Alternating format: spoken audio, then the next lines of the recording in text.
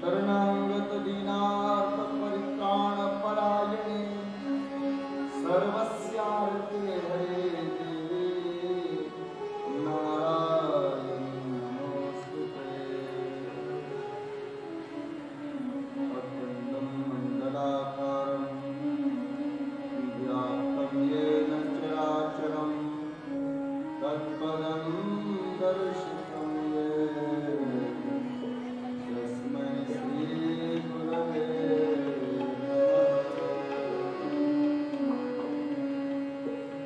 जय जय राधारमण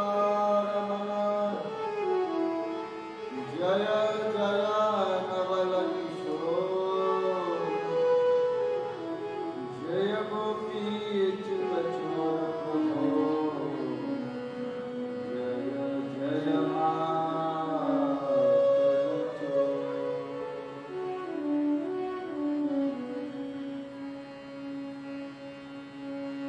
राधा मेरी स्वामिनी मैं श्री राधे जो दास जन्म जन्म मोहि दीजो श्री वृंदावन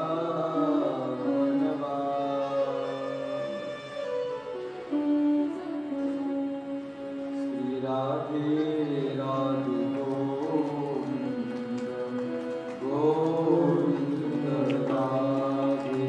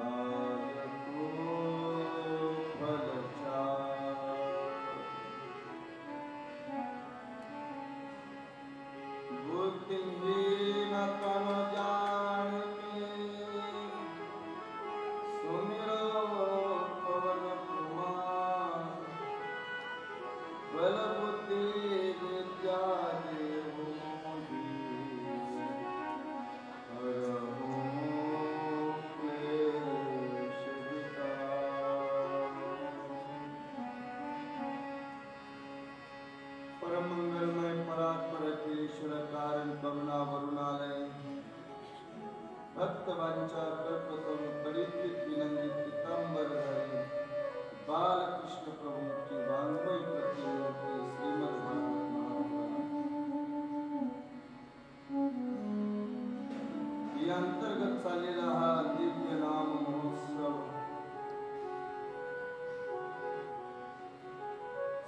पावन पुण्य पापनाशिनी असे श्रीमद भागवत महापुराणाचे पावन गाथा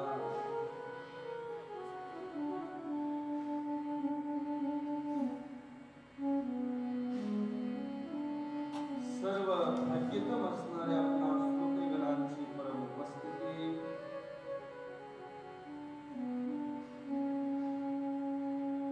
पावन क्षेत्र श्री कुरुक्षेत्र आणि ब्रह्मसरोवराची समीपता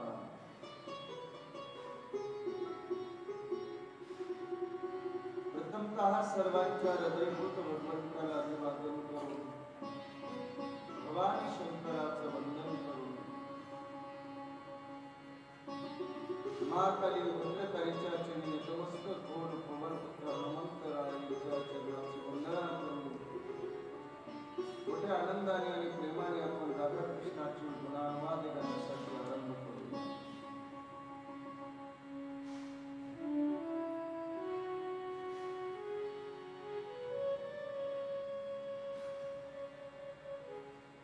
तसं पाहता चौथा दिवस आहे. चौथा दिवस म्हटला चौथा दिवसाचा असणार हा कथा प्रसंग. आपण 7 दिवसाऐवजी 8 दिवसाचा या ठिकाणी कथासत्र ठेवलेला आहे. तो माझा उद्देशच होता की कधी काळी मोठी असणाऱ्या प्रेमाच्या निमित्ताने जरी एखादं सत्र कमी जास्त झालं तर लोकांना या श्रावणाच्या निमित्ताने बिलकुल 7 दिवसाच्या असणाऱ्या कथेचं पुण्य प्राप्त व्हावं यासाठी मी शनिवारी गडबड करून त्या दिवशी मला 10 मिनिट का होईना आरती का होईना पण ते करण्याचा प्रयत्न केला. तसं तर इथं आल्यावर नियोजित माझं तर रविवारीच कथा चालू करायचं होतं.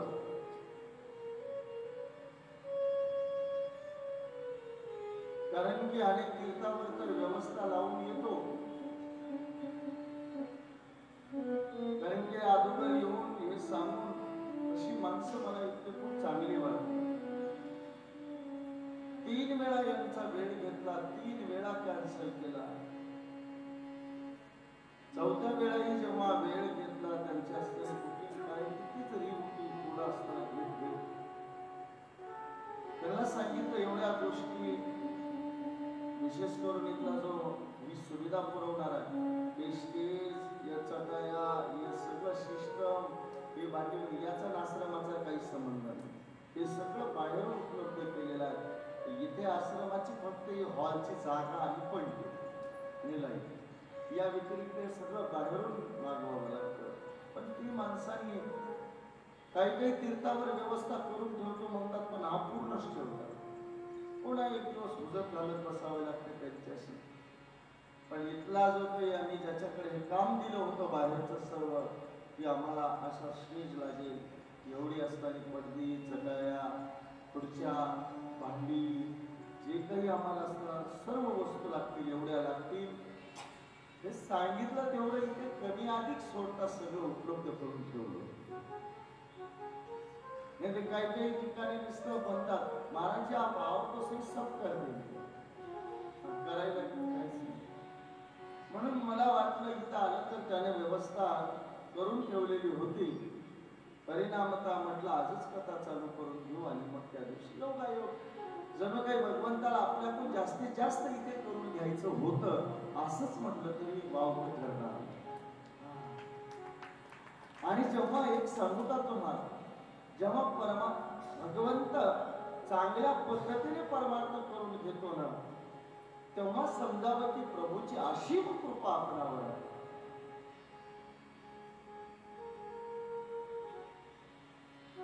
म्हणून आजचा हा 4था दिवस काल मोठ्या प्रेमाने आणि आनंदाने आपण श्रवण करत होतात की श्रोत्याचा असणार अधिकार माणसाला भाग्य का आणि कसं प्राप्त होतं. थोडी लेवल बढा दिला तर थोडीच लेवल वाढवली.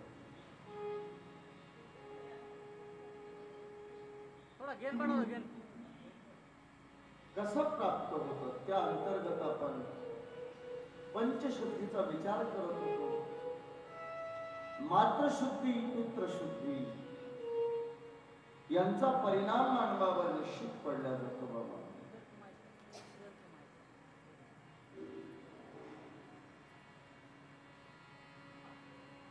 पित्याचं जीवन मातेचं जीवन एक लक्ष. आणि ही गोष्टीची सुरुवात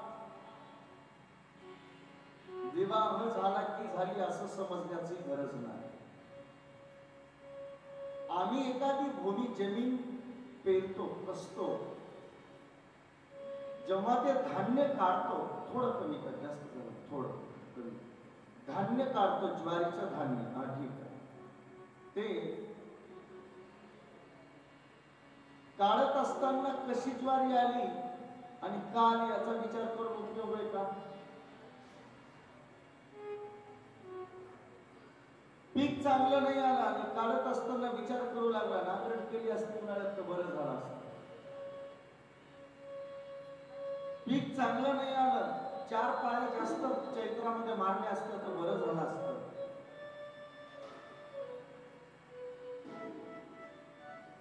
पीक उगवलं नाही जरा चांगलं पाणी पडलं असतं तर पेरलं असतं तर बरं झालं असतं. याचा विचार करून काय उपयोग आहे का.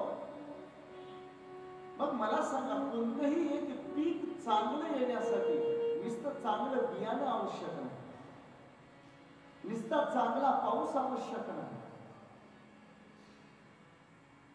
नुसतं चांगलं त्या ठिकाणी खत पाणी आवश्यक नाही. केवळ योग्य वेळ ही पण आवश्यक नाही. तर त्याची नुसती पूर्व मशागत ही सुद्धा नुसती आवश्यक नाही. या सगळ्या गोष्टी जेव्हा एकत्रित होतात आणि वातावरण सुद्धा एकत्रित होतं तेव्हा ते पीक चांगलं. आमच्या डोक्यात लेकर बिघडल्यावर येतं मग आम्ही सुधारायचा प्रयत्न करतो. पुन्हा काही उपयोग होत नाही त्याचा.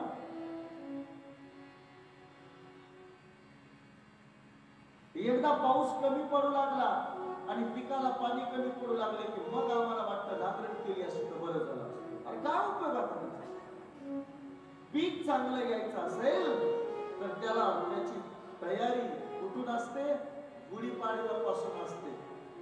वसंत ऋतू चालू झाला की त्या शेतीची नांगरण करणं वखरणी करणं मग ती उन्हाची चांगली तप्त माणसं म्हणतात जरा जमीन तळली म्हणजे चांगलं पीक येतं पाणी पिते. ती तळणं महत्वाचे 2-3 पाळ्या पडणं महत्वाची गरज आहे. योग्य वेळी पाऊसही पडणं आवश्यक आहे. तो योग्य प्रमाणात पडणं आवश्यक आहे. योग्य बियाणं असणं आवश्यक आहे. योग्य अंतरावर त्याची पेरणी आवश्यक आहे. योग्य नंतर उगवल्यानंतर त्याचं वातावरण योग्य लावणं आवश्यक आहे. योग्य संगोपन त्याला आवश्यक आहे. खत औषध पाणी चारा हे सुद्धा आवश्यक आहे. मग कुठे शेवटी मग ते पीक चाललं. तसं आमच्या पोटी उत्पन्न आमचं भाग्य यावेळेला नाही कारुण्यापासून समजावं आमचं सर्व जग. माझ्या रामाने वनवास कधी धारण केला. वनवास म्हणजे तपश्चर्या. राम राज्य असं निर्माण होणार नाही. राम राज्य निर्माण करत असताना प्रत्येक गोष्टीचा विचार आपल्याला करावा.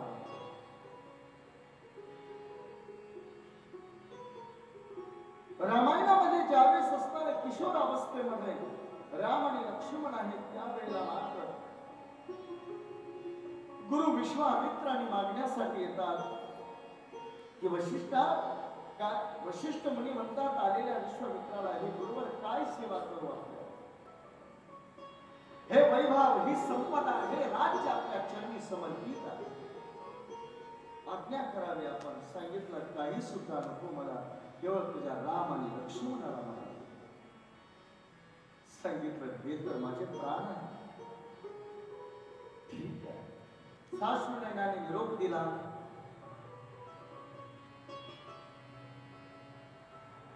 ताटिकेचा वध केला. थोडं गेन कमी करतो, गेन थोडासा कमी करतो. ताटिकेचा वध केला. सुभाऊ आणि मारीचाला त्या ठिकाणी परास्त केलं. सुभाऊला मारलं आणि नोक नसलेला बाण मारून मारीचाला समुद्राच्या पलीकडे लंकेमध्ये फेकून दिलं. म्हणून ते इकडे हरण होऊन आला. ज्यावेळेस रावण म्हणत होता हरण होऊन जा, मला मारीच नाही रे बाबा, बाण नसलेल्या टोक नसलेल्या बाणानं उडालो ती लंकेत पडलो. टोक असलेला बाण मारले होतं, काय होईल काय सांगा. आणि शेवटी मिथिला नगरीवरून असताना निरोप आला. तिथे विश्वामित्र घेऊन गेले. धनुष्य यज्ञाचा असताना धनुष्य भंग करून तो यज्ञ सफल केला. मा जानकीच असताना वर्ण करण्यासाठी सर्व मूलपत्रिका तयार झाली. अयोध्येला असताना त्या ठिकाणी पत्रिका पाठवली. विराट घेऊन आले. भरत, लक्ष्मण, शत्रुघ्न आणि प्रभू राम आदी करूंचा विवाह एकाच मंडपामध्ये चारही बहिणी यांना देण्यात आले. एकाच घरात सगळ्यांची सासर आणि आल्याबरोबर त्या ठिकाणी सर्व कार्य झाली, भेटी झाल्या. विधिवत असणारा सर्व विधी विवाहाचा पार पडला आणि पहिला प्रसंग आला तो वना. रामराजा एक सांगू तुम्हाला,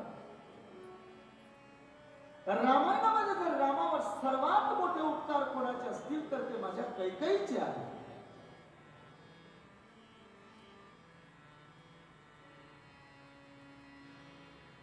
माता कैकेयी इतका स्नेहपात्र रामाला दुसरा कोणी नव्हता. एक सांगू, जगाची निंदा सहन करून प्रेम लपवून ठेवणं एवढी सामान्य गोष्ट नाही.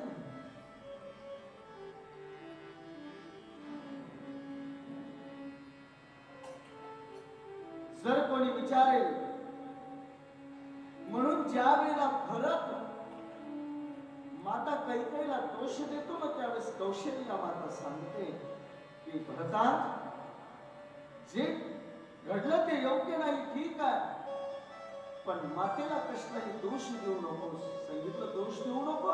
माझ्या मातेमुळे तर रामाला वनाला जावं लागलं, ती दोषी. सांगितलं माता दोषी कधीच असू शकत नाही. भरता, माता कैकेयी जर दोषी असती ना तर तुझ्यासारख्या पुत्राचा जन्म तिच्या कुशीमध्ये झालाच नसता आणि तिच्या मुक्तीचं निर्दोषपणाचं सर्वात मोठं प्रमाण मोठे उपकार. माता कैकेयीला माहित होतं वचन रामाने कशाला घेतलेलं होतं की रामराज्य जर निर्माण करायचं असेल तर त्यासाठी तपस्वी जीवन आवश्यक आणि माते याची व्यवस्था तुला करावी लागेल. ते बालवयामध्ये माता कैकेयी रामाने घेतलेलं वचन होतं. मला कथा अधिक लांबेल म्हणून मी सांगायचं नाही, पुढे कुठे आला वेळ तर सांगेल. आणि मग राज्याभिषेकाची तयारी झाली, पण रामाला शेवटी वनाला जावं लागलं. तेही तपश्चर्या खरतड किती.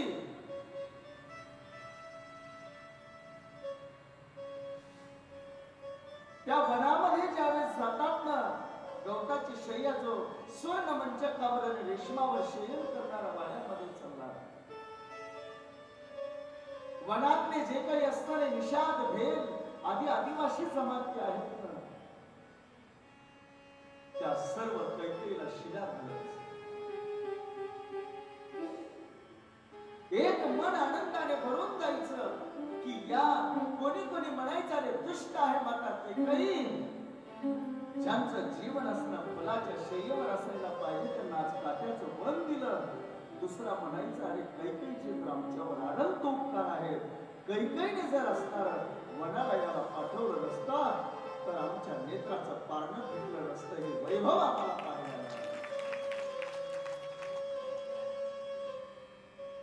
आणि माझ्या रामाने विवाह झाल्याबरोबर 14 वर्षाचा वनवास केला, तपश्चर्या केली आणि जो असं तपस्वी जीवन जगतो ना तोच राम राज्य आणि सुखाचा संसार त्या ठिकाणी काढू शकतो, दुसरा नाही. म्हणून आम्ही मातृशुद्ध आणि पुत्रशुद्धीचा विचार करत असताना आमचं जीवन कसं आहे खूप महत्वाचं. आपण लय डोळा सुजलाय, वसरण वाटायला आता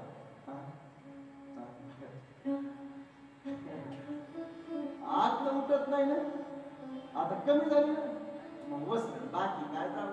पण एक बरं झालं, फिरता फिरता कचरा जायचा ताणच राहिला.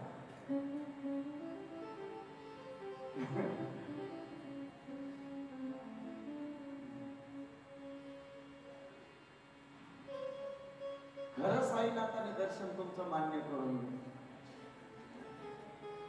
मला येऊन सांगतात, म्हणजे सगळ्यांनी बाहेर दर्शन घेतलं साई मंदिरामध्ये, पण मी मध्ये जाऊन पादुकावर डोकं टेकलं डोकं तितक्यामध्ये गाणी लागली, थोडीशी त्यांना दोन्ही डोळ्याच्या मध्ये मारला.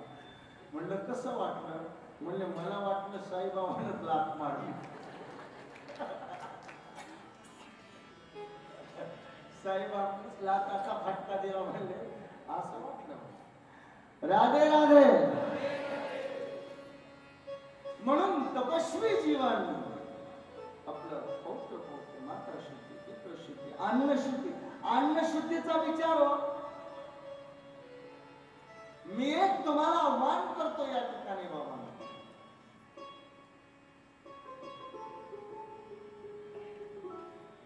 जे झालं ते गेलं, गंगेला जाऊ दे. आपण एवढ्या पावन मी हे दिवस पुन्हा नाही का म्हणतो. मी आज 12-13 वर्ष आपण सत्संग करतो, पण कसं असतंय, कोरोनाने उपकारच केले म्हणायचं. कोरोनामुळे श्रावणात सत्संग करण्याचा योग कोणत्या ना कोणत्या या धर्मक्षेत्रामध्ये श्रावणामध्ये या पावन नाही तर आपला कधी असतो मे महिन्यामध्ये लय उष्णतेचा त्रास, कूलर जमा करता करता बेजार माणसं. सध्या काही तसा त्रासाची बात नाही. वातावरण बघा ना तुम्ही, वातावरणामुळे अहो उन्हाळ्यात असली पंचायत कसंही अन्न बनवा पचतच नाही उष्णतेने. बघा ना किती, कुणाचं पोट खराब नाही, कुणाचं डोकं दुखा नाही, कुणाला काही होय नाही. दररोज गरम पाण्याने आंघोळ करणारे मस्त जाऊन कुंडात पडून येते तरी काही बेजारी नाही. म्हणजे किती सहज अनुकूल वातावरण. निसर्ग तर आपल्यावर सदैव अनुकूल राहिला. उष्णतेचा त्रास होईल तर वरून छत्रछाया. मी सांगू का, सत्संकल्प करत असताना कधीही भगवान सहकार्य करतो याची मला खूप अनुभूती आहे. मला त्याची अनुभूती म्हणजे आपण जगन्नाथपुरीचा सत्संग करत असताना जगन्नाथपुरी क्षेत्रामध्ये एवढी गर्मी असते की भयंकर गर्मी, आणि समुद्राच्या काळीला माणसाला असं उकडून टाकल्यासारखं. आम्ही 15 दिवस अगोदर गेलतो काही पाहण्यासाठी, म्हणजे व्यवस्थेसाठी काही. आम्ही 2 दिवसातच आजारी पडलो. तिकीट कॅन्सल करावं. माझ्या बरोबर असताना कुठे म्हटले महाराज, 2-4 जण होते ते का आता कसं म्हणले. हा अनुभव मला जगन्नाथपुरी आणि रामेश्वर या 2 ठिकाणी बरोबर आहे ना.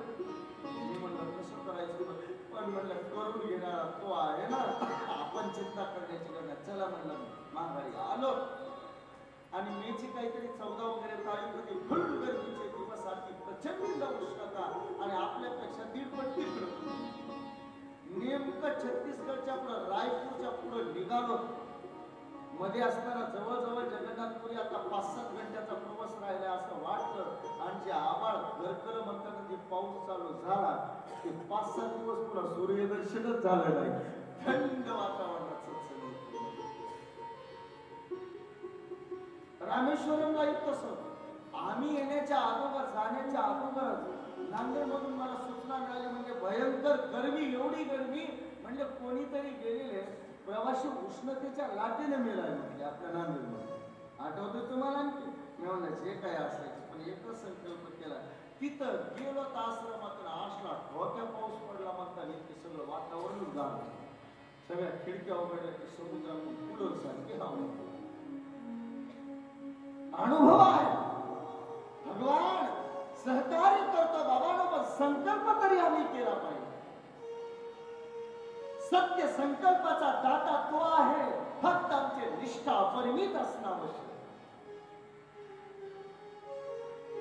म्हणून इथे आम्ही एवढ्या सुंदर तीर्थावर आलो, धर्मक्षेत्रावर आलो. श्रावण मास आहे. मला वाटतं इथून जात असताना काही सोडत असताना एक गोष्ट काम करा. कुणाच्या जीवनामध्ये नासका तुसक्या जर आहाराला स्थान असेल तर मी विनंती करेल की त्याचा या तीर्थामध्ये तेवढा त्याग करून जा. मी म्हणतो जीवन सफल झाल्याशिवाय.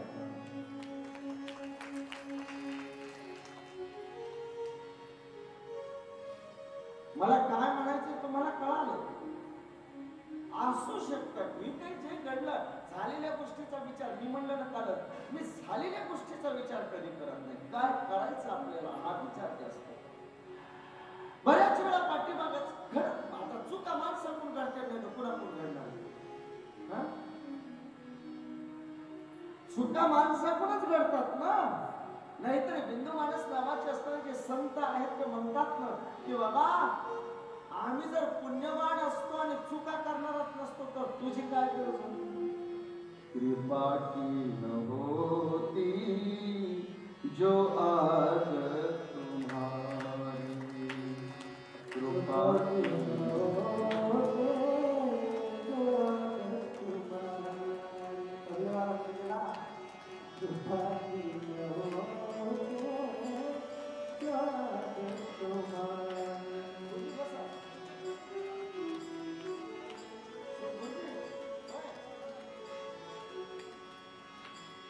कृपा की न होती जो आज तुम्हारी, कृपा की न होती जो आज तुम्हारी.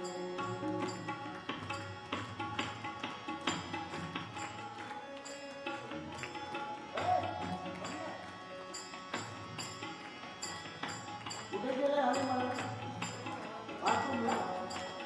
खाना पीना कमी करा. सोनी रहती अदालत तुम्हारी, सोनी रहती अदालत तुम्हारी, कृपा की न होती जो आज तुम्हारी, कृपा की न होती जो आज तुम्हारी.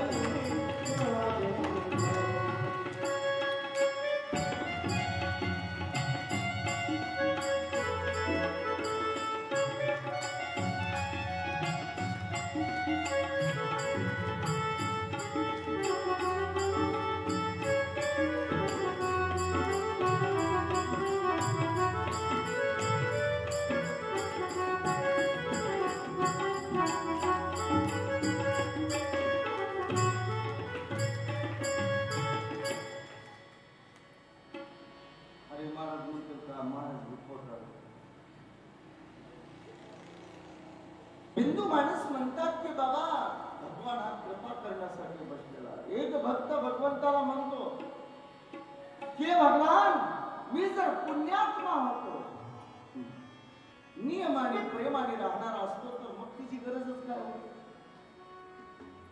चोर गुन्हेगार जर नसतील तर न्यायाधीश कशाला पाहिजे.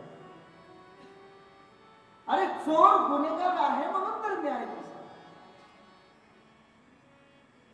प्रजाच नसेल राजा कसे.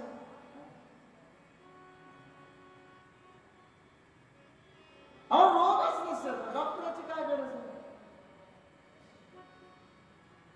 त्या पद्धतीने आमच्या चुका नसतील तर परिमार्जनाची आणि काय गरज असतात. माणसातूनच घडत असतात चुका. घडू द्या पण एक करा की आहारामध्ये शुद्धी करा. अन्न शुद्धी नसला तसला असला तसला सारखा मिळता आहार खायचा नाही.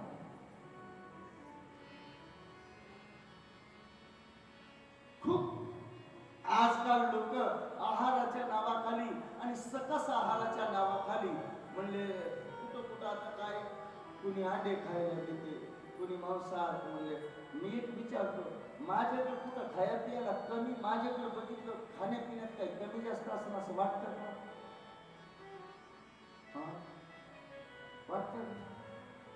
आमचं वजनच कमी व्हायला चिंता एवढीच आहे की आपल्या घरात माणूसच नाही 75च्या.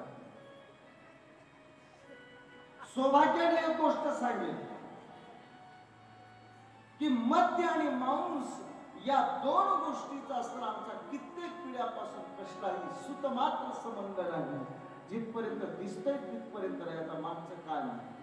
जिथपर्यंत इतिहास माहिती तिथपर्यंत मांस आणि मद्य आमच्या कुळामध्ये कधी कुणाने स्पर्श सुद्धा आतापर्यंत. म्हणजे काय सांगायला लागायचं आता अर्णवाडी चोरामीचे बरेच जण आहेत.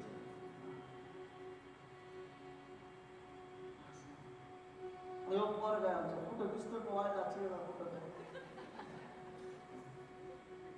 वजन म्हणलं तर मुजित याला माहिती आपलं ओव्हरवेट आहे. मला सांगायचं आहे अरे शाकाहारामध्ये काय कमी आहार आहेत का चांगली.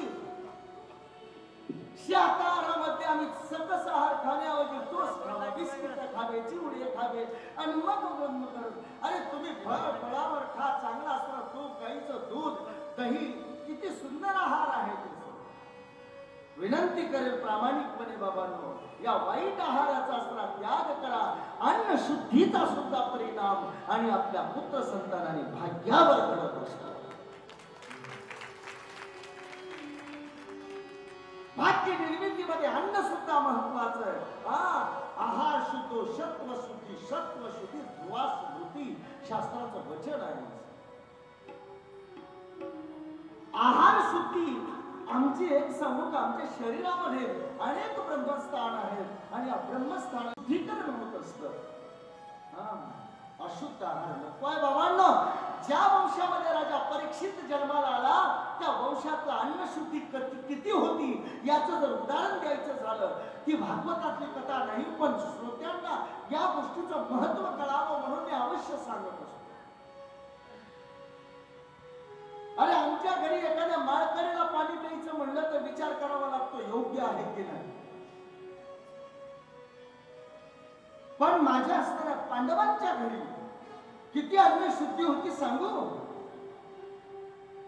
पांडवांनी एका राजस्व यज्ञ केला होता आणि या राजस्व यज्ञामध्ये नियम होता की 1 करोड माणसं जेवली की 1 घंटा स्वर्गात वाजली. सगळ्यांना तर माहिती आहे ना घंटा वाजायची. आता 1 करोड माणसं किती दिवसाला जेवत असतील. 2-4 दिवस लागत असतील किंवा एका दिवसात जेवत असतील. जो तो जेवायला ऋषी मुनी सर्व 1 घंटा वाजायचा आणि 1 करोड माणसं झाली की घंटा वाजायची. मग कधी 1 दिवसाने तर कधी 2 दिवसाला म्हणा घंटा वाजायची.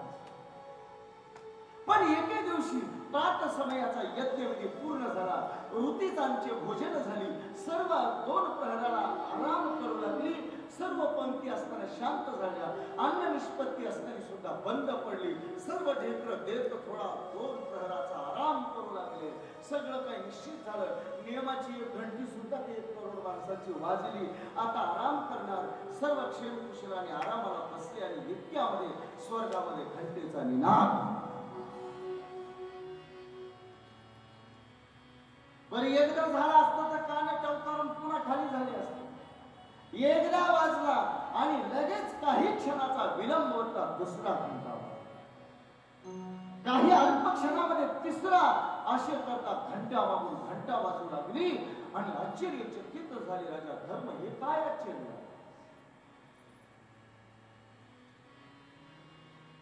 घंटेचा निनाद मात्र बंद होता. हे काय? हडबडल्या गेले. पांडव जागे झाले. रुक्मिणी आपल्या आपल्या जागावरून स्थानावरून उठल्या गेली. काय 1 आणि 2 सेकंदात करोड माणसं एवढं शक्य आहे? कसं झालं? कृष्णाच्या जवळ आले आणि चरणावर नतमस्तक झाले. भगवान क्षमा असावी. हे काय आहे? सर्व माणसांची भोजन झालेली आहे. भीम धावत आला. भीमाला बोलावलं. म्हणजे सगळी घंटी वाजली. सगळे तरुण झोपलेले. हे कसं? कृष्णाने सांगितलं चिंता करू नका, चला माझ्या पांडवांना 5 पांडवांना काही ऋतुजनांना घेऊन सर्व कृष्णाच्या पाठीमागे चालू लागले. काहीतरी अघटित घडतंय याची कल्पना सर्वांना झाली. सर्वांची मन आश्चर्यचकित आहेत. भगवान आश्चर्यचकित असण्याचं काही कारण असले तरी ते जगाला दाखवण्यासाठीच फक्त राधे राधे. आणि कोण्या दिशेला जाऊ लागले? ज्या दिशेला उष्टी पत्रावर टाकल्या जातात. जिथे की कुत्रे मांजरं त्याच्यावर असणारे पशु पळतात आणि ते उष्टावळ खातात, त्याच दिशेला जाऊ लागले. रे माधव इकडे काय आहे? घंटेचा आणि इकडे जाण्याचा काय संबंध आहे? म्हणले काहीतरी अघटित आहे. तर काहीतरी अघटित घडले तर अघटित दिशेला जावं लागेल. चला तुम्ही गेले आणि पत्रावळीकडे त्या ढीग पडलेल्या मोठा डोंगरासारखा काही इकडून असणारे कुत्रे पळतात, तिकडून असणारे पशु आणि त्याच्यावर उष्टावळ खातात. म्हणले काय बघायचं? म्हणले तो पहा ढीग पत्रावळीचा. काय दिसतंय त्याच्यावर? म्हणले काय दिसतंय? पत्रावळीचा उष्टावळीचा ढीग पडलेला. नाही म्हणले आणखीन काही इथे कुत्री असणारी अशी श्वापनं दिसतात. ही ती गोष्ट दाखवत नाही. वर काय दिसतंय? म्हणजे वर हे पोपट असतात त्या उष्टावळीच्या ढिगावर बसलेला आहे आणि एक एक भाताचा शीत आपल्या मुखामध्ये घालत आहे. म्हणले तेच दाखवतोय. बरोबर ओळखला तुम्ही? म्हणले कसं काय? म्हणले हा कोणी शुक्र सामान्य कोण? हा ब्रह्मवेता महापुरुष साक्षात भगवान शुकदेव आहे. जे की राजा तुझ्या यज्ञामध्ये ती अस्त्रे उष्टावळाने करण्यासाठी. हे जेव्हा ऐकलं 5 पांडव असणारा गहिवरून धावत गेल्याने साष्टांग प्रणाम शुकदेवांच्या चरणावर हात जोडून नम्र भावाने विनंती केली, प्रभो आपण आपल्या स्वस्वरूपामध्ये प्रगट व्हावं. आणि शुकदेव मुनी त्या ठिकाणी प्रगट झाले. सर्व चरणावर पडली. 5 पांडव भगवंताने नमस्कार केला आणि राजा युधिष्ठिर माता टेकून नम्र भावाने विनंती करू लागले, प्रभो हे काय करता? माझ्यासारख्या पामराच्या यज्ञामध्ये आपलं आगमन व्हावं आणि कसलीही सूचना नाही नसू दे. आपण सेवेचाही अवसर नाही आणि या पत्रावळीवरच आपण अंग खात आहात. क्षमा करा, क्षमा करा. सांगितलं नाही. हे राजन चिंता करू, चला आपण मध्ये. खूप पांडवांनी विनंती केली पण नाही राजन, मी आतमध्ये येऊ शकत नाही. जनस्थानामध्ये मी आतापर्यंत कधी प्रवेश केला नाही, पण ऐकलं कानाने की तुझ्या इथे यज्ञ चालू आहे, म्हणून मी असताना नाही राहावं मला की तुझ्या दारामध्ये जाऊन तो उचिष्ट संत प्रसादाचा एक ग्लास तरी खावा की मनामध्ये अभिलाषा उत्पन्न झाली आणि त्यासाठी आलो होतो. ती माझी आज इच्छा पूर्ण झाली आणि तत्क्षणी असताना शुकदेव त्या ठिकाणी लुप्त झाले. संत राजन हा महात्मा सामान्य नाही, हा ब्रह्मवेता महापुरुष आहे. याने मुखामध्ये एक घास टाकल्याबरोबर 1 करोड माणसं जीवल्याचं पुण्य तुला मिळालं आणि तो महात्मा तुला मिळाला. एवढा अधिकार आहे शुभदेवांचा.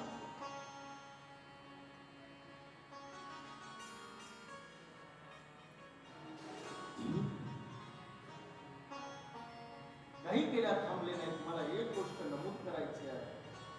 अरे ज्याच्या दारावरचं उष्ट अन्न खाण्याची इच्छा शुभदेवासारख्यांना व्हावी, त्यांच्या घरातल्या अन्नशुद्धीबद्दल आपण बाकीची चर्चा काय करतो.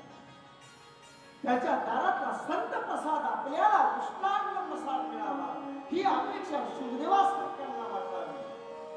यापेक्षा पांडवांच्या असणाऱ्या अन्नशुद्धीचं भलं उदाहरण कोणतं असू शकतं. आणि अशा वंशामध्ये माझा राजा परीक्षित जन्म. भाग्य विनाकारण तयार होत नाही. अरे वंशशुद्धी जर म्हणाल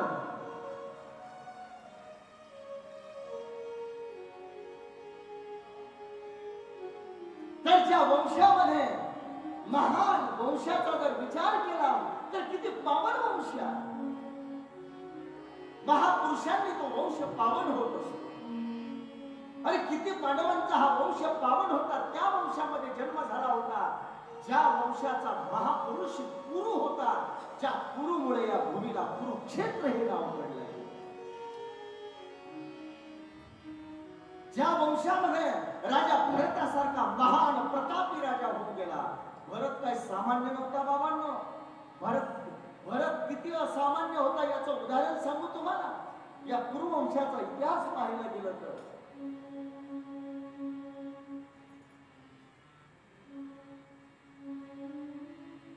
भरताला 8 मुलं होती. आप्पा किती? 8.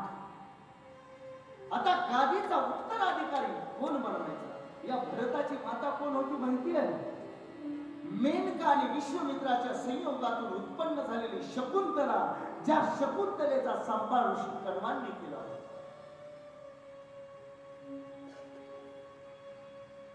ही ऋषी कन्या असणारी ही शकुंतला आणि कुरुवंशातला राजा दुष्यंत यांच्या दोघांच्या असणारे संतान म्हणजे राजा भरत. भरत एवढा प्रतापी होता की या अखंड भारताचं राज्य निर्माण करणारा पहिला राजा म्हणजे भरत आहे. म्हणून तर त्याच्या नावावरून या भारताला या देशाला भारत हे नाव पडले गेलेले आहे. बोलिए भारत माता की जय. या भरताला बाबांनो इतिहास कोणाची नोंद घ्यायला रेखामाना. 8 मुलं होती. 8. माता शकुंतलेने सांगितलं हे पुत्र भरत, आता तुला 8 मुलं आहेत. तू राजा आहेस, पण तुझ्या राजाचा आणि गादीचा उत्तराधिकारी कोणीतरी असणं आवश्यक आहे. म्हणून त्या युवराजाची नियुक्ती करावी. आणि तुम्हाला माहिती आहे जो युवराज नेमला ना तोच त्याच्या पश्चात राजा होतो. युवराज म्हणजे राजाच असतो. तसं भरताने काय केलं माहिती आहे? सांगितलं माते या निर्णयासाठी मला एका रात्रीचा वेळ द्या. सभेमध्ये घोषणा करतो माते, परंतु मला एका रात्रीचा वेळ आवश्यक आहे माते. शकुंतलेला सांगितलं कोणती माता विचार करणार? ठीक आहे. एका रात्रीचा वेळ दिला आणि रात्रभर असता राजा भरत निद्रिस्त झाले नाही. रात्रभर विचार करत होते की या गादीचा उत्तराधिकारी आणि या भारतवर्षाचा उत्तम सांभाळ करणारा माझ्या राज्यामध्ये कोण असेल हा विचार रात्रभर करत होते. आणि रात्रभर विचार करून प्रात समयाला नाव समोर आलं की ऋषी शरद्वानांचा पुत्र भरद्वाजांचा पुत्र हा पुत्र या गादीसाठी योग्य आहे.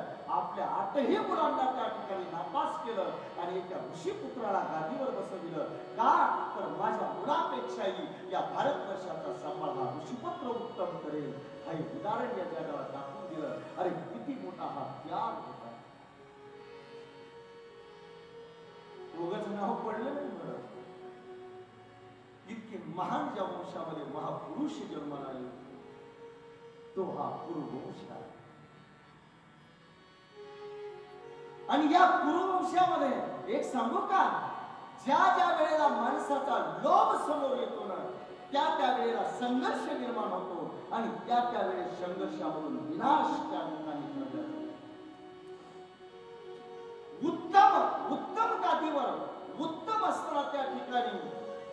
अधिकारी गादीवर बसवण्याची परंपरा ह्या कुरुवंशाची होती, पण ही तुटली एका ठिकाणी. कुठं? राजा शंतनू पासून. आणि म्हणूनच हा महाभारत घडलं बरं का, अन्यथा महाभारत घडलं नसतं. केवळ याच गोष्टीचा छेद केला तो राजा शंतनू पासून. शंतनू बद्दल आणि यांच्याबद्दल भीष्मा, ज्या वंशामध्ये भीष्माचार्यासारखे महापुरुष पुढे सांगेलच तुम्हाला बाबांनो. म्हणून भीष्माबद्दल बोलत असताना आता जास्त बोलणार नाही. अशा वंशामध्ये राजा धर्माची ख्याती काय आहे माहितीये? आपल्या घरामध्ये आपल्या घरातली माणसं सुद्धा विश्वास ठेवतात का? मित्र सुद्धा विश्वास ठेवत नाही, पण शत्रूने सुद्धा विश्वास ठेवा. मला एक सांगा, ज्या वेळेस युद्धामध्ये माझा विजय व्हावा, युद्ध चालू असताना बरं का, या अपेक्षेने कुणाजवळ गेला हा दुर्योधन? राजा धर्मापाशी गेला. युद्ध कुणाबरोबर करतोय? राजा धर्माबरोबर. की दादा, तुमच्यावर विजय मिळवण्याचा एखादा उपाय सांगा मला, वज्रदेवी बनण्याचा उपाय सांगा. सांगितलं, सुयोधना, जीवनपर्यंत राजा धर्म, जीवनपर्यंत या युधिष्ठिराला या दुष्ट दुर्योधनाने वन भोगायला लावला, पण या सुद्धा दुर्योधनाला कधीही राजा धर्म दुर्योधन म्हणले नाहीत. सदैव भरमुखाने म्हणावं सुयोधन. सांगितलं, सुयोधना, वज्रदेवी बनण्याची अपेक्षा आहे ना, जा मातेच्या समक्ष जा, आणि जर तुझ्या शरीराला तुझ्या मातेने निहाळलं तर तू वज्रदेवी बनशील. हा हे वचन कोणी सांगितलं होतं? युधिष्ठिराने सांगितलं. किती विश्वास, किती स्वच्छ अंतःकरण. आजकालचा माणूस म्हणला असता वज्रदेवी म्हणून आपल्यालाच मारणार आहे, सांगितलं असता नाही. पण जेव्हा गांधारीच्या समोर हा गेला ना, सांगितलं, माते, साथ असताना सांगितलं, माते, मी त्या ठिकाणी एक अपेक्षा घेऊन आलेलो. सांगितलं, काय? जीवनपर्यंत तू आपल्या नेत्रावर पट्टी बांधलेली आहेस, पण एक माझी अपेक्षा आहे की माझ्या निर्वस्त्र शरीराला त्या ठिकाणी एक वेळेस तू पट्टी खोलून तू तुझ्या दृष्टीने निहाळावं, म्हणजे माझा हा देह वज्रदेवी बनेल. सांगितलं, हे तुला सांगितलं कुणी? म्हणले सरळ युधिष्ठिर दादाने सांगितलं, युधिष्ठिराने सांगितलं, अवश्य वज्रदेवी होशील, हा आशीर्वाद द्या. आता पुढे कथा वेगळी आहे की लग्न होऊन जात असताना मध्येच कृष्ण आला. म्हणले, लाज वाटते का गोडव्या, बिना कपड्याचा एवढा मोठा आई समोर उभा राहिला, काहीतरी कमरेपुरतं का होईना बांध. म्हणून किडीचे पानं घेऊन आले, कमरेपुरत्या अंगावर बांधले. शेवटी मातेच्या समोर उभा राहिला. मातेने विचारलं, निर्वस्त्र आहेस का? म्हटले आहे. पट्टी खोलली आणि असा दृष्टिक्षेप करता क्षणी त्या ठिकाणी दृष्टी पडली, पण त्यावेळेस खिन्न मना झाली गांधारी. सांगितलं, माते, काय झालं? अरे बाबा, तू जर ज्येष्ठ माणसाचं वचन पहिल्यापासून जर पाळलं असतस ना, तर आज तुझ्यावर ही वेळ आलीच नसती. उद्गार आहे गांधारीच्या मनात. काय झालं माते? अरे तुला निर्वस्त्र सांगितलं होतं ना, तू कमरेला काय बांधू ना? जेवढ्या अंगावर माझी दृष्टी पडली ना, तेवढा देह तुझा वज्राचा बनला गेला, पण ज्या अंगावर माझी दृष्टी पडली नाही ते अंग मात्र तुझं कच्च राहिलेला. सावध होऊन एक सांगू का, कितीही प्रयत्न करा, पण नियती जसं भाग्य माणसाचं असं असतं ना, तसं नियती आपला मार्ग निर्माण करतच असते. हे लक्षात, नियती आपला मार्ग निर्माण करतच असते.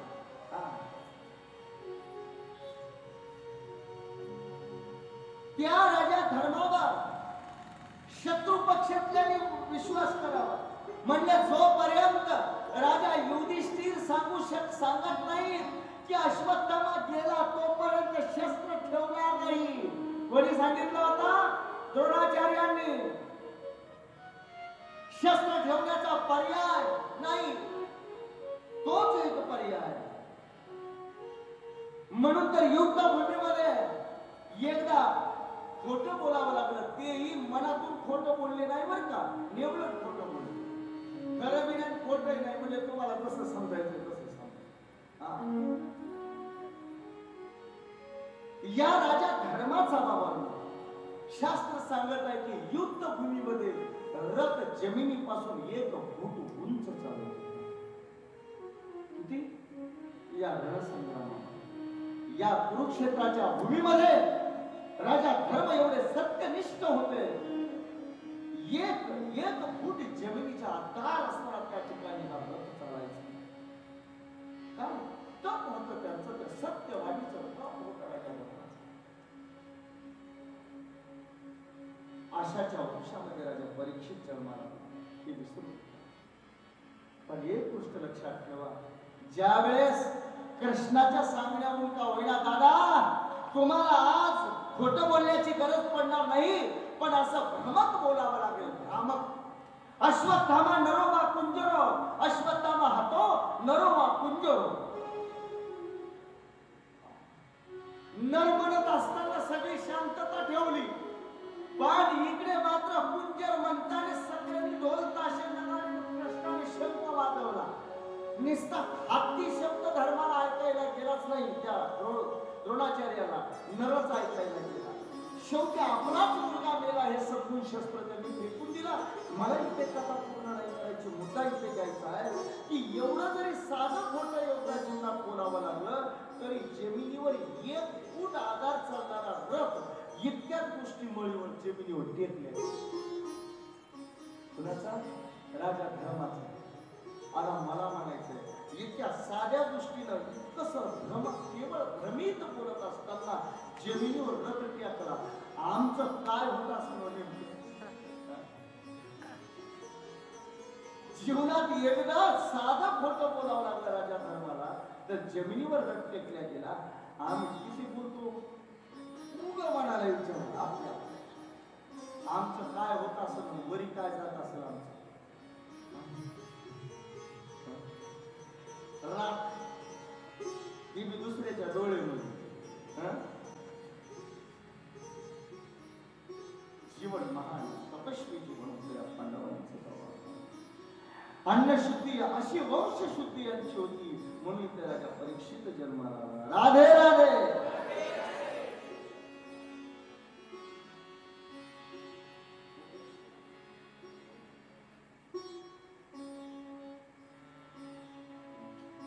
बाबांना हे सांगत असताना एक इतिहास सांगतात.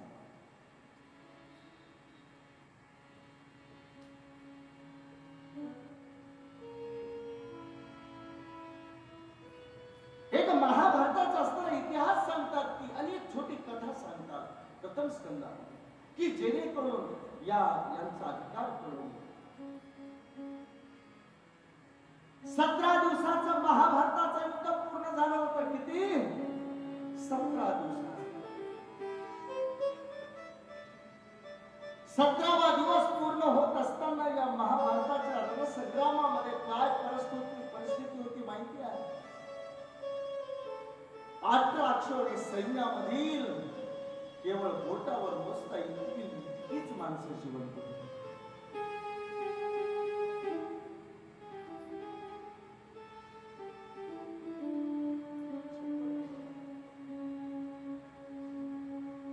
किती माणसं होती?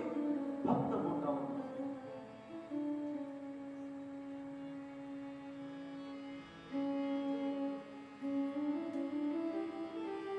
कोण कोण जिवंत होती? 5 पांडव.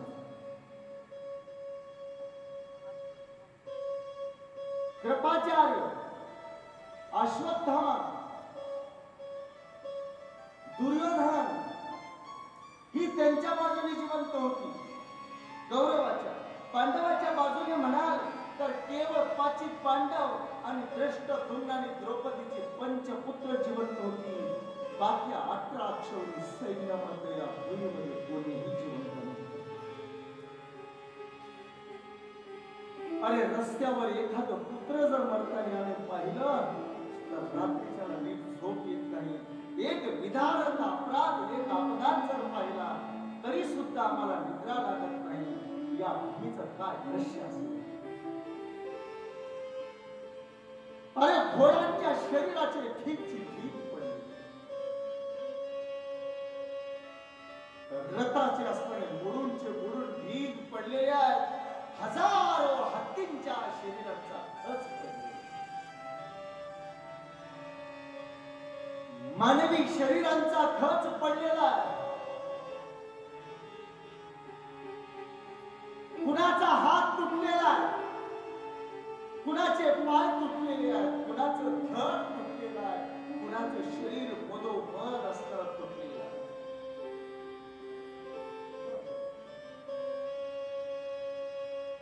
कोणाची त्या ठिकाणी बाबांनो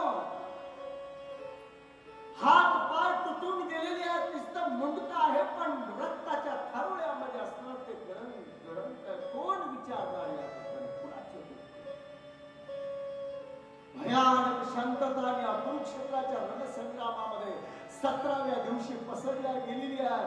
अरे भीष्माचार्य, द्रोणाचार्य, कर्णासारखे महान आणि प्रतापी वीर शरपंजरी पडलेले आहेत. इच्छा मरणासारखा असणारा भीष्म त्या रणसंग्रामामध्ये मानाच्या शैल्यावर पडलेला.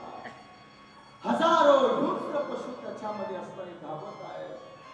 ज्या कर्णासारख्या वीरांसमोर देवता सुद्धा युद्ध करू शकत नव्हती, अशाचा सुद्धा देह त्या ठिकाणी पडलेला. अशा महान महान वीरांची असणारी शरीर गिधाड आणि दुसरं पशु खाण्यासाठी उडत उडत येत आहेत. रक्ताचे असणारे पाठ वाहत आहेत. हात शरीर असणारे भग्न झालेले आहेत. हजारो कुरुवंशातील हजारो आणि लाखो स्त्रिया रात्रीच्या समयाला हातामध्ये अग्नी प्रज्वलित करावा आणि आपल्या पतीचं धड कुठे असेल ते पाहावं. हजारो लक्षावधी बांगड्या फुटण्याचा आवाज त्या ठिकाणी यावा. लक्षावधी चिता निसर्गाने त्या ठिकाणी दिसाव्या. स्त्रियांनी धावावं, पळावं. हा माझा पती असेल का पाहावं. हा पती नाही, हा वर्गा पुढे जावं. एखादीला शिर मस्तक असताना सापडत असे पण धड सापडत नसे. शेवटी कंटाळून कंटाळून त्या शिरालाच आपल्या हृदयाला मिठी मारावी. स्वतःच्या कोण चिता रचवलेला स्वतःच्या हाताने चिता रचावी. अग्नी प्रज्वलित करावा आणि आपल्या पतीसह त्यामध्ये प्रवेश करावा. या चित्र आणि कुरुक्षेत्राच्या रणसंग्रामामध्ये 17व्या दिवशी ज्या ठिकाणी आपण कथा करत आहोत त्या ठिकाणामध्ये तयार झाले.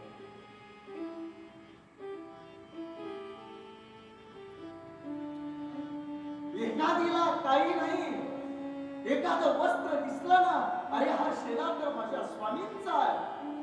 काहीच नाही सापडला तर गळालेले एखादं उत्तरीय वस्त्र, तोच माझा पती समजावा आणि आपल्या शरीराची आहुती त्या स्त्रियांनी. हा महाभयंकर संग्राम ना इथून पाठीमागे कधी झाला, ना इथून पुढे कधी होणार आहे.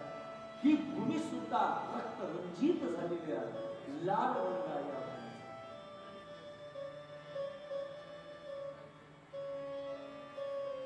आजही उत्खनन करायला गेलं या भूमीमध्ये उत्खननामध्ये अवशेष सापडले.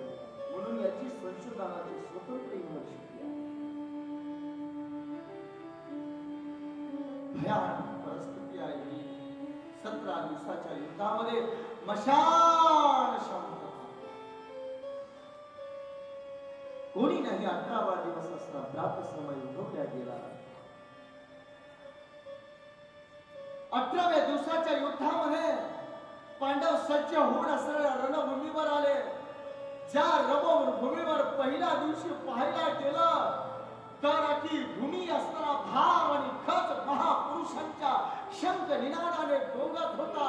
तिथे आज शवांचा खच पडलेला हे दृश्य पाहिलं आणि पांडवांचं हृदय तर पिळवटून गेलं. पण आज हे धर्म आणि अधर्माचं रणसंग्राम कोण्यातरी निर्णयापर्यंत नेणं आवश्यक होता.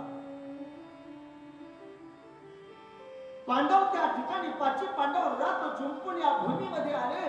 पण कौरव सेनेच्या बाजूने कोणीही वीर 18व्या दिवशी आला. कुठे गेला? कोणीही त्या ठिकाणी नाही.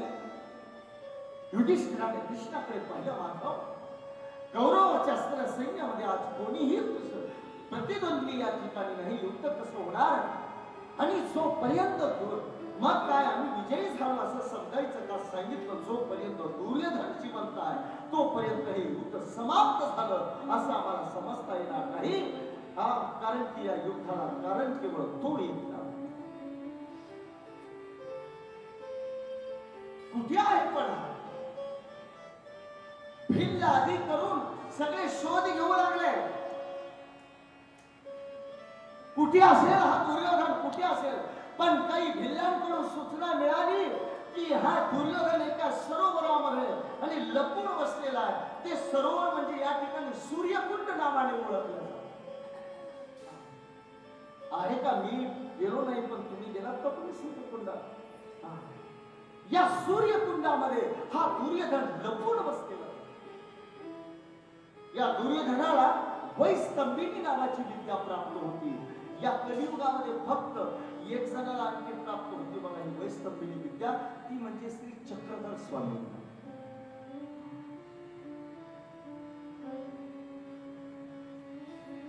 कुठे दुर्योधन आले सगळे सूर्यकुंडाच्या बाजूने. पाहू लागले तर दुर्योधन पाण्याच्या तळाशी अस्त्राने ध्यान लावून बसलेला आहे. कृष्णाने ललकारला पांडवांनी, रे दुर्योधन आणि या ठिकाणी काय करत आहेस बाबा? वीर असतील तर हातामध्ये शस्त्र घेऊन आमच्या बरोबर युद्ध कर.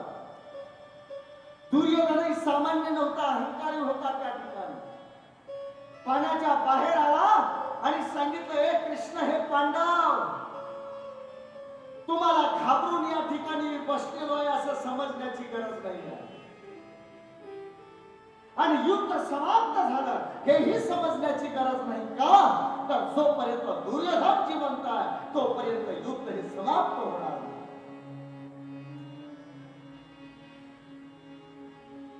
सांगितलं दुर्योधना, अरे ही गोष्ट तू सांगण्याची गरज नाही.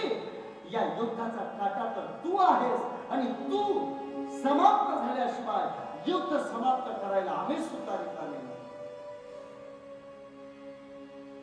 पण मी या ठिकाणी लपून बसलेलो नव्हतो. तर एवढ्या मोठ्या अस्त्र 100 कौरवाचा, कर्णासारख्या मित्राचा, गुरु द्रोणांचा, भीष्म पितामहांना, या सर्व कुलाला, सर्व 18 अक्षौहिणी सैन्याला समाप्त केल्याने आज मनामध्ये अशांती निर्माण झालेली होती. म्हणून ती शांतीच्या शोधासाठी मी या ठिकाणी ध्यान लावून बसलो होतो. सांगितलं, हे कृष्ण म्हणू लागले, हे दुर्योधन, मला तर वाटतं की हे जग त्या दिवशी खरं शांत होईल ज्या दिवशी तुझे प्राण समाप्त होतील. या जगाला शांत करून आता शांतीची भाषा तू करतोस हे तुझ्या मुखामध्ये शोभत नाही. हातामध्ये शस्त्र घे. दुर्योधनाने सांगितलं, काय युद्धनीती विसरलात तुम्ही? 5 पांडव मिळून मला एकट्या दुर्योधनाला मारणार. आणि युद्ध नीतीमध्ये ठरलेलं आहे की एका वीराने एका वीराबरोबर युद्ध करावं, एका महावीराने एका महावीराबरोबर. मग काय तुम्ही 5 मिळून मला मारणार? कृष्णाने सांगितलं, हे दुर्योधन, या नीतीची भाषा तू सांगून वध करत असताना समग्र कुरुसेना आणि 7 महावीर त्या ठिकाणी होते आणि विलगत असणाऱ्या त्या अभिमन्यूचा वध केला आणि शेवटी त्याची निर्वसना आणि बर्बरतेचं नृत्य तुझ्या त्या वीराच्या त्या शवासमोर केलं. हे आणखीनही पांडव विसरलेले नाहीत आणि तू नीतीची भाषा करतोस. अरे नीती तू विसरला असशील पण पांडव अद्यापही नीती विसरणार नाहीत. पांडवाच्या वतीने मी वचन तुला देतो की या 5 पांडवातल्या कोण्याही एका पांडवाचा पराजय जरी तू केलास तरी पांडव सर्वांचा पराजय मानायला तयार आहेत. आणि कोण्या शस्त्राने पराजय करायचा, युद्ध करायचं याचं सुद्धा तुला स्वातंत्र्य आहे. मी हे तुला वचन देतो. किती निष्ठा आहे या पांडवांची सत्यावर. आम्ही असतो तर म्हणलं असतं तर या माकडाला घ्यायला महाराज सगळे मिळून. उग वचन कसलंही देऊ नका. चकलीने जर हारलं तर सगळं पाण्यात जायचं. पण नाही, सत्यावर किती निष्ठा होती या पांडवांची. एकाला जरी तू हरवलंस तरी सर्वजण पराजय स्वीकारायला तयार. दुर्योधनाचा दात कोणावर होता हे वेगळं तुम्हाला सांगायची गरज नाही. आणि दुर्योधनाने असं निवडलं, त्या हातामध्ये शस्त्र गदा आणि निवड केली भीमाची. आणि भीम आक जीवन गदा युद्ध शिकण्यामध्ये घातलं होते या दुर्योधनाने. कुणापाशी? गदा युद्ध भीम शिकला होता बलरामापाशी. म्हणून याने सुद्धा बलरामापाशी गोड बोलून शिक्षा दिली. बलरामाला काही माणसं कशी असतात, वरच्या स्तुतीने अति खुश होतात. त्याच्यातले आमचे बलराम दादा. वरून जरा दादा बलराम दादाला बोललं का दादा खुश. बाकी खरं काय खोटं काय मातीत गेलं. बलराम दादाला खाऊ पिऊ घालून खुश केलं. गदा युद्ध जीवनभर त्यांच्याकडून शिकला. जीवनभर चाकरी शिष्य म्हणून असताना बलरामाची या दुर्योधनाने केली का? केवळ गदा युद्धामध्ये भीमाला हरवता यावं.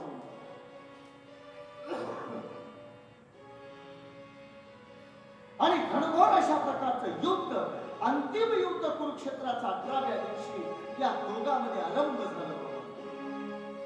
आकाशामध्ये देवता सुद्धा एकत्रित झाली. आज या युद्धाचा परिणाम काय होता? एकमेकाने गदा भांजल्या गेल्या आणि एकमेकावर प्रहार करू लागले. आणि एवढा प्रचंड ध्वनी निर्माण होऊ लागला. मेघगर्जना व्हावी तसा प्रचंड ध्वनी होऊ लागला. बाबांनो, यांची गदा काय लहान असेल का?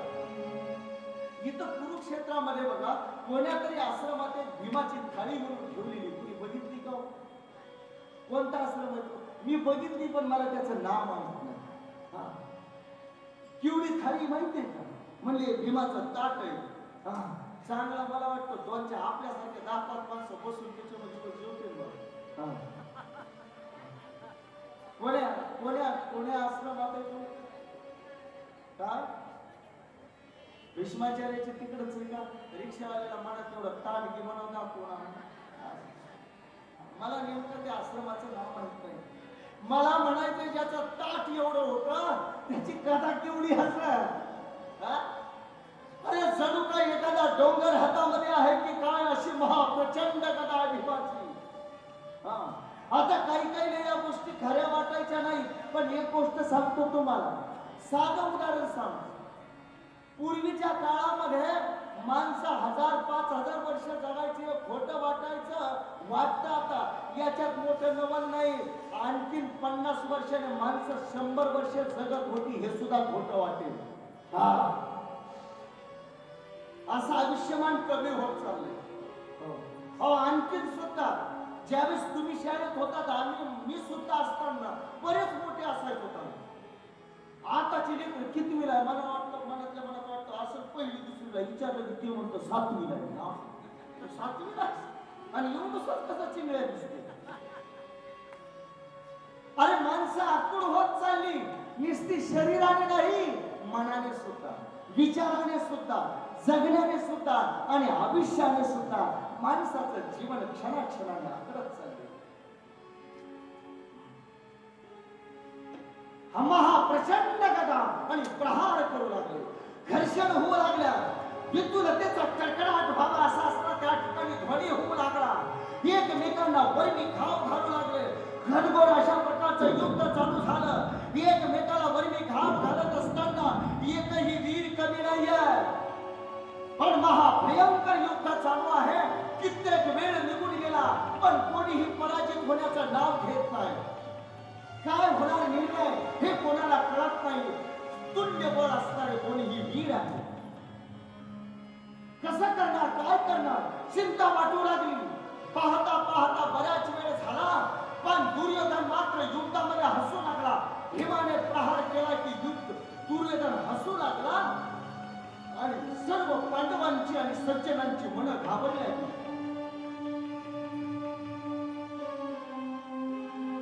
पण ज्यावेळेला भीमाला घाव मारला त्यावेळेस भीम मात्र व्याकुळ होऊ लागला. एवढा व्याकुळ होतो की प्राण जातो की काय. भीम जर्जर होत चालला आणि विजयाच्या दिशेने या दुर्योधनाची वाटचाल होऊ लागली. सर्व पांडव घाबरल्या गेले. एवढा जर्जर झाला की कितीही जोराने असताना मस्तकावर गदा मारली तरी दुर्योधन हसू लागला. का हसत होता माहितीये तुम्हाला? याचं शरीर वज्राचं बनलेलं.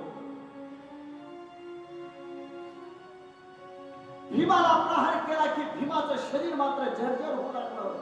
आता मात्र भीमाचा पराजय होतो. चिंतेचं सावट पसरल्या गेलं. भीमही घाबरला गेला. करावं तर काय करावं हे कळेना. 18 अक्षौणी सैन्याला न्याय देण्याचं काम आणि दायित्व एका भीमाच्या हातामध्ये होतं. काय करावं? धर्म आणि अधर्माच्या विजयाचा ओझा हे आता भीमाच्या खांद्यावर होतं. भीम या ओझ्याखाली दबल्या गेला. करावं तर काय करावं? घाबरल्या गेला भीम. काही सुचेना. पण कृष्ण बाबांना एक सांगू का, जिथं माझा माधव आहे ना तिथं अशक्य काही नाही. आणि पराजित होऊ लागलेल्या भीमाकडे काय करावं, नेमकं कृष्णाने काय करावं हे कळेना. आणि कृष्णाने एक युक्ती आखली. जय हो भीम, जय हो भीम, जय हो. आता जे जे काय ज्याचा विजय होऊ लागला त्याचा केला जातो का पराजयाचा केला जातो? विजय होणाराचा केला जातो. पण भीम पराजयाच्या दिशेने चाललेला आणि जय हो भीम, जय हो. भीमाचा असताना डोकं संतापला गेला. रे माझा पराजय होतोय आणि चिडवण्यासाठी हा माझा जे जे काय करतोय. म्हणून रागाने कृष्णाकडे पाहिला आणि हीच अचूक वेळ साधून माझ्या माधवाने संकेत केला आणि आठवण दिली की त्या वस्त्रहरणाच्या सभेची. ते चित्र डोळ्यासमोर भीमाच्या उभं राहिल्या गेलं त्या क्षणामध्ये. कोणतं चित्र? ज्या वेळेस असताना द्रौपदीला आदेश केला दुर्योधनाने त्या दुःशासनाच्या जवळ द्रौपदीला सभेमध्ये आणण्यात यावं. आणि ओढाला रजस्वला असणाऱ्या द्रौपदीला केसाला असताना पकडून फरफडत त्या सभेमध्ये आणू लागले. आणि किरणकळ्या ही कुलवधू मालक होती, पण कोणाच्या हृदयाला पाझर फुटला गेला नाही. सभेमध्ये आणला आणि सभेमध्ये आणल्यानंतर त्यावेळेला मात्र सगळ्यांनी पाहिलं. सगळ्याकडे तर सगळ्यांनी माना खाली घातलेल्या होत्या. भीष्माचार्य, द्रोणाचार्य, कृपाचार्य, कर्ण, विकर्ण, सात्यकी आदी महावीरांच्या मानाखाली डवलेल्या होत्या. मला कोणीतरी मला डाबावर लावण्याचा कोणी अधिकार दिला याचा असताना मला उत्तर पाहिजे. भीष्म पितामह, हे गुरु द्रोण, हे राजा धृतराष्ट्र, मला याचं उत्तर पाहिजे. पण या प्रश्नाचं उत्तर कोणीही देऊ शकणार नाही. सगळ्यांनी माना खाली घातल्या होत्या. आणि या वेळेला मात्र मांडी थोपटून त्या द्रौपदीला आपल्या मांडीवर बसण्याचा संकेत ज्या वेळेला या दुष्ट दुर्योधनाने केला ना, त्यावेळेला मात्र या सभेमध्ये भीम उठून उभा राहिला आणि गर्जना केली. ए दुष्ट दुर्योधन, अरे मात्र तुल्य असणाऱ्या तू बहिणीला त्या ठिकाणी आपल्या मांडीवर बसण्याचा संकेत करतोय. मी आज या सभेमध्ये या राजा धृतराष्ट्राला, गुरु द्रोणांना, पितामह भीष्मांना, आचार्य असणाऱ्या त्या ठिकाणी कृपाचार्यांना, विद्वान असणाऱ्या विदुरांना, समग्र सभेला, या हस्तिनापूर नगरातील समग्र जनतेला, या पंचमहाभूतांना आणि स्वर्गातील माझ्या पितर आणि देवतांना साक्षी ठेवून प्रतिज्ञा करत आहे की जोपर्यंत तुझी असणारी मांडी आणि जंघा तोडून असताना रक्ताच्या थाळव्यामध्ये असताना पाडणार नाही आणि दुभंग करणार नाही, तोपर्यंत माझं मुख माझ्या पितरांना दाखवणार नाही. ही गर्जना केली आणि याची आठवण असताना भीमाला त्या ठिकाणी आठवण होता क्षणी भीमाने हातामध्ये गदा सावरली आणि गरण असणारी गदा अंतिम असणारी फिरवली आणि अंतिम प्रहार त्या दुर्योधनाच्या जंगा प्रदेशामध्ये केला आणि जंगा दुभंग झाली आणि रक्ताच्या थाळव्यामध्ये हा दुर्योधन कोसळला.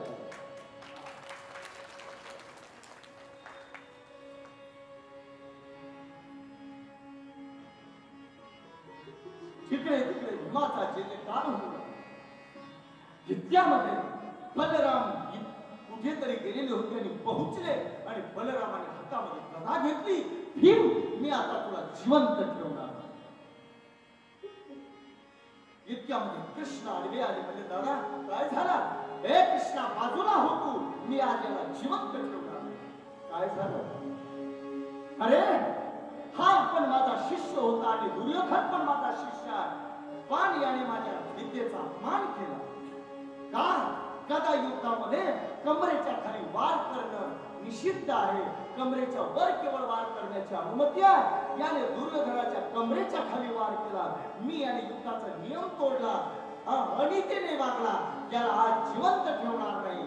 कृष्ण समोर उभे राहिले आणि सांगितलं, दादा अवश्य भीमाला मारा तुम्ही, पण माझे काही प्रश्न आहेत, त्या प्रश्नाची उत्तर द्या आणि मग भीमाला मारा. दादा एक मला निश्चित सांगा, हे राज्य कुणाचं होतं? पांडवांचं. पण यांनी असताना घेतलं तेव्हा नीती तुमची कुठे गेली होती? जीवनपर्यंत पाची पांडवांना मारण्यासाठी या दुष्ट दुर्योधनाने विषाचे लाडू यांना खाऊ घातले. दादा तेव्हा नीतीचं पुस्तक तुमचं हरपलं होतं का? या पांडवांना त्यांचं राज्य त्यांना न देता इंद्रप्रस्थाचं राज्य देण्यात आलं, पण त्याच्यावरही पांडवांनी समाधान मानलं आणि त्या ठिकाणीही कपट कारस्थान करून त्या ठिकाणी त्यांना वनाला पाठवण्यात आलं आणि त्यांचं राज्य तेच सुद्धा उभारलं. त्यावेळेस तुमचा कुठे नीती गेली होती? वारणावत या ठिकाणी प्रेमाचं निमित्त दाखवून यात्रेचं निमित्त करून पाठवण्यात आलं मोठ्या सन्मानाने, पण आतून मात्र लाक्षागृहामध्ये जाळून मारण्याचा कट या दुष्ट दुर्योधनाने केला. दादा त्यावेळेस तुमची नीती गेली होती कुठं?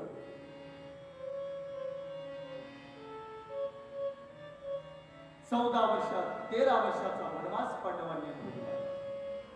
कसलीही तक्रार केली नाही तरी सुद्धा त्यांचं राज्य त्यांना परत देण्यात आलं नाही. दादा तेव्हा नीती तुमची कुठं? मात्र तुल्य असणाऱ्या द्रौपदीच्या वस्त्राला हात घालत असताना आणि त्या कुरुवंशाची लज्जा त्या कुरुप सभेमध्ये उघडी करत असताना त्यावेळेस तुमची नीती कुठे गेली होती? दादा याच्यातली एकही वेळी जर तुम्हाला नीतीचं दादा भान झाला असताना तर आज ही वेळ आली नसती आणि 18 अक्षौणी सैन्याला मरावं सुद्धा लागलं नसतं. काय उत्तर देणार दादा? शेवटी असणारी हातातली गदा रागराग दादाने फेकून दिली. म्हणजे कृष्णा मला माहित होतं तू असेल ना, तू मला आडवा येणारच.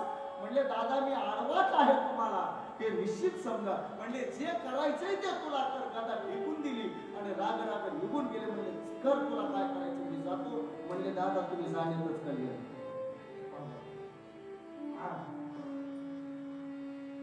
बलराम दादाला कसं गुंतवायचं हे माधवाला बरोबर नाही तर दादा 68 खेळ होता. राधे राधे रक्ताच्या थळ्यामध्ये दुर्योधन पडलेला आहे. पांडव त्या ठिकाणी विजयाची पताका घेऊन आपल्या शिबिरामध्ये आले.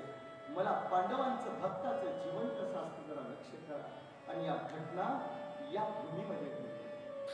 ही पावनभूमी आहे. इथे धर्माचा विजय करून देणारी, या जगाला धर्माची पताका उंचावून देणारी भूमी आणि दुष्टांचा संहार करणारी भूमी म्हणजे कुरुक्षेत्र. हा इतिहास आहे. मला वाटतं कुरुक्षेत्राला जर बाहेर बाजूला काढलं नाही इतिहासामधून तर बाकी इतिहास शून्य. या भारतवर्षाचा इतिहास जितका अनन्य साधारण या भूमीशी आहे ना तेवढा थोड्याच भूमीशी नाही. इतिहास लिहिला गेला याच भूमीच्या मागलेल्या या आणि साडलेल्या ग्रंथाने. ही भूमी आहे.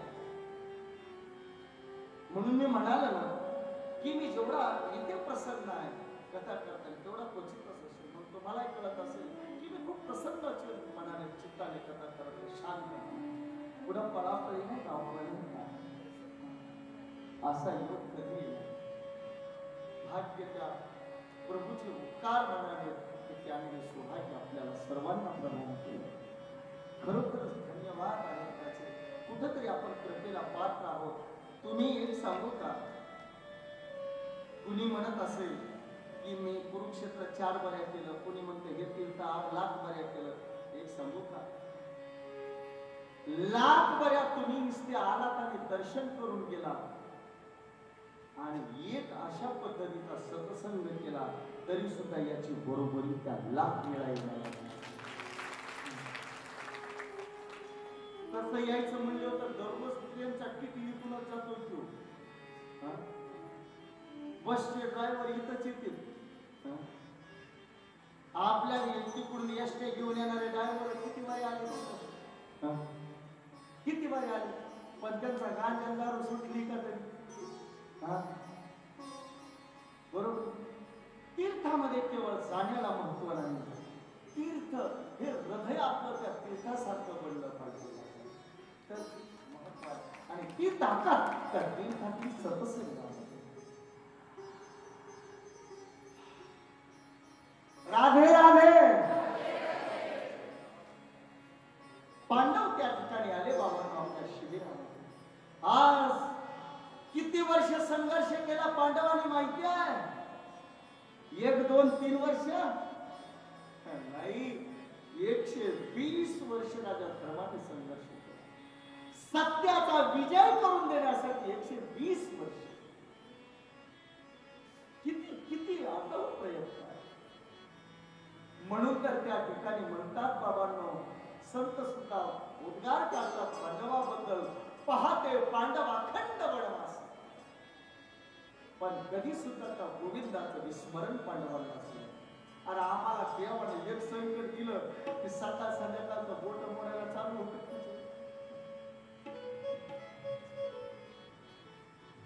मी मगाच म्हणलं, इतिहास कोणाची नोंद घेणार. आले पांडव शिबिरात.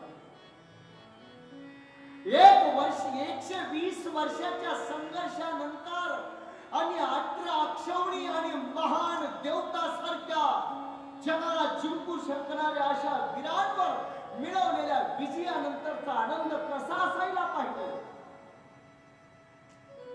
अरे आमच्याकडे सोसायटीचं सदस्यत्व जर आम्ही जिंकलं तर किती आनंदाचा जल्लोष चालतो याचं गणित नाही. ग्रामपंचायतचं सदस्यत्व मिळालं तर किती मोठा जल्लोष होतो याचा अंदाज नाही का चेअरमन?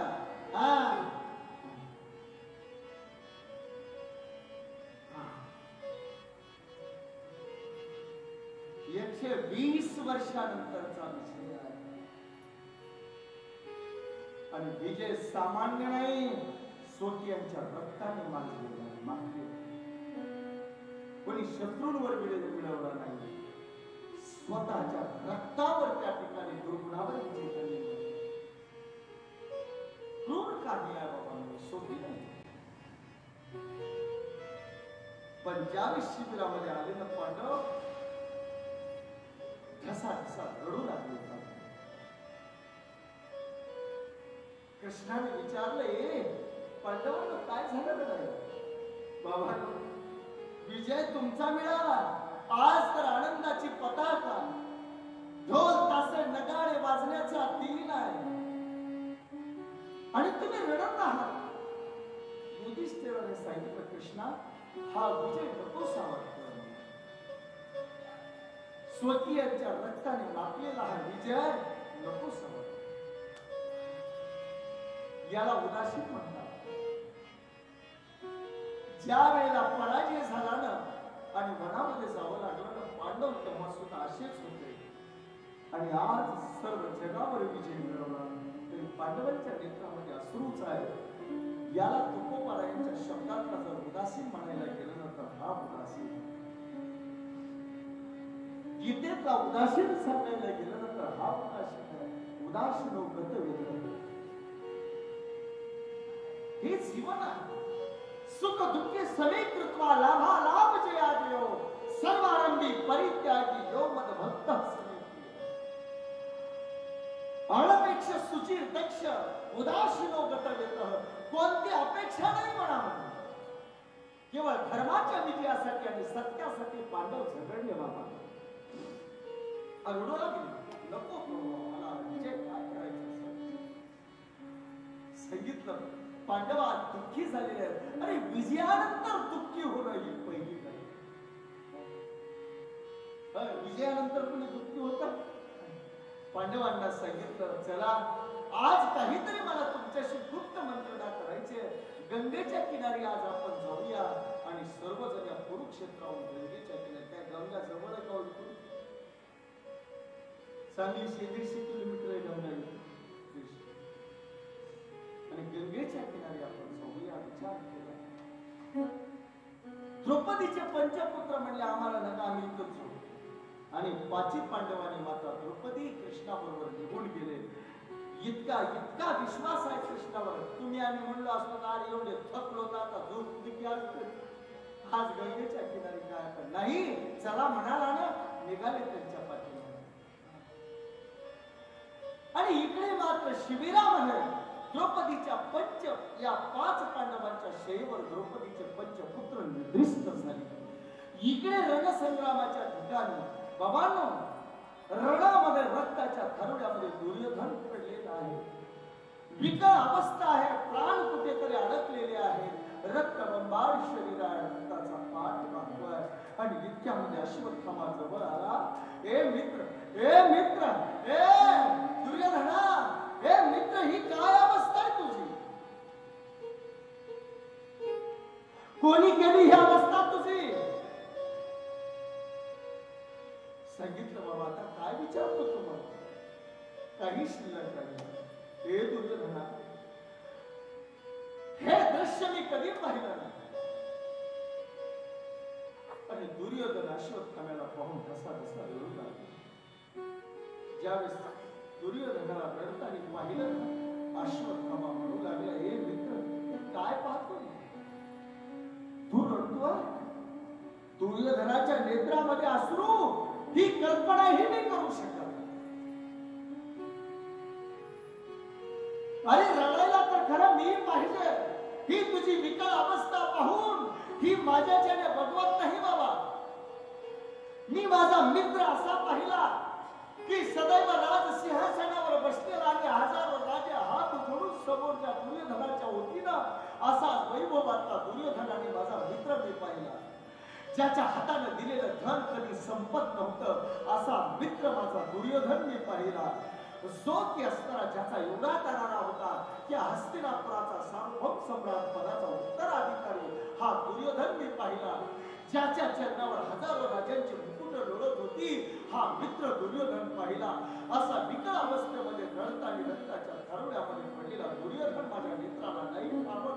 रडू नको दुर्योधना, रडू नको.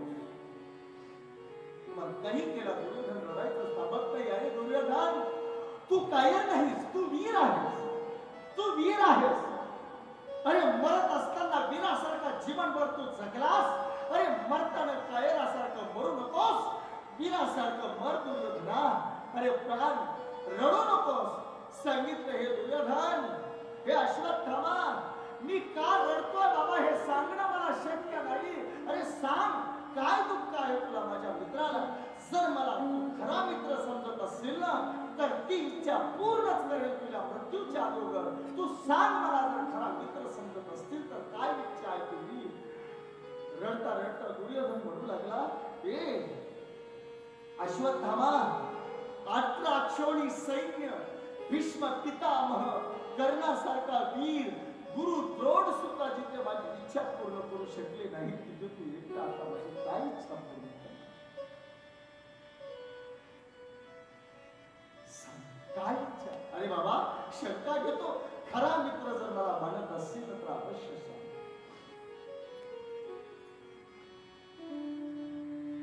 अवश्य सांग. आणि त्यावेळेस सांगितलं, काही नाही बाबा. रडता रडता म्हणू लागला दुर्योधन की अश्वत्थामा, आज हे राज्य पांडवाला जातं याचं दुःख मला वाटत नाही. हस्तिनापुराचं राज्य, त्या गादीवर पांडव बसतात याचंही दुःख मला वाटत नाही. 18 अक्षौणी सैन्याला या ठिकाणी मरावं लागलं याचंही दुःख मला वाटत नाही. माझे प्राण जात आहेत